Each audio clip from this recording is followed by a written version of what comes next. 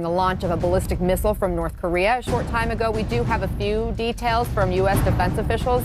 We've learned this missile launched before dawn in North Korea, flew about 450 or so miles when it splashed into the water off North Korea's east coast. I want to get World Policy Institute fellow Jonathan Crystal in here for his expertise. Jonathan, we are seeing a pattern here with North Korea launching these ballistic missiles. They've launched more than a half dozen just since the president took office. Remember, one of them happened a few hours after Rex Tillerson spoke against North Korea at the United Nations. Another one happened when the Japanese prime minister was meeting with Trump at Mar-a-Lago. Another when the vice president Pence was in South Korea. What would this one be in response to? Well, it's interesting because those tests came after very tough talk from the United States. And I think this is coming after Trump had said that he would be honored to meet with Kim Jong-un after Track 2 talks in Oslo took place this week between ex-U.S. government officials and current North Korean officials.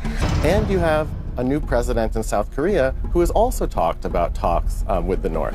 Yeah, it seems like things have sort of ratcheted down. Instead of the saber rattling this week, it's been a lot more talk about diplomacy. And as you mentioned, North Korea also brought up this week saying they would be willing to have talks directly with the U.S. administration. This is according to the South Korean news agency. So why would they fire this off if this is the case that they want to have talks? Well, I think they want to test both President Trump and Moon Jae-in in South Korea and see how serious they are about it, and also to talk from a position of strength and to show that they are still going to proceed with this missile program despite the talk of diplomacy from the West and from South Korea. And, they want to develop these weapons. They see it as necessary, and it works politically for them to time it to these things, but they're tests that would happen anyway. What would be the response from this new South Korean president that you anticipate? Well, this is the big question. I think it is so early in his administration, of maybe 5 days, I think now, that it's hard to say. I think that it is too early it is hard to have a very immediate response beyond a statement. Obviously, there will be some sort of statement about aggression from North Korea. But I think we'll see whether THAAD operations continue. He has talked about opening that back up in the parliament. And we'll see whether joint exercises continue. Meantime, China is also hosting all these other world leaders right now. It's this big summit, 28 leaders in Beijing right now. Is Kim Jong-un trying to send a message to them?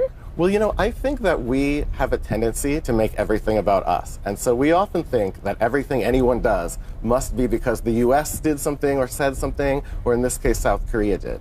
Now, I think it's important to look at regional politics and see if there are other reasons. But in this case, I don't see why Kim Jong-un would want to necessarily antagonize China in particular and take the spotlight off of what for China is a major diplomatic event. But he also might want to show that, again, that he is not going to be cowed either by his allies or his enemies. And it makes you wonder if he's just wanting to get attention because the world is looking elsewhere right now. Well, it could be attention, but it also could be that this is the right time to do it. If the world is looking elsewhere, go ahead with these missile tests and hope that everyone else is distracted by other things going on so they can't mount a cohesive,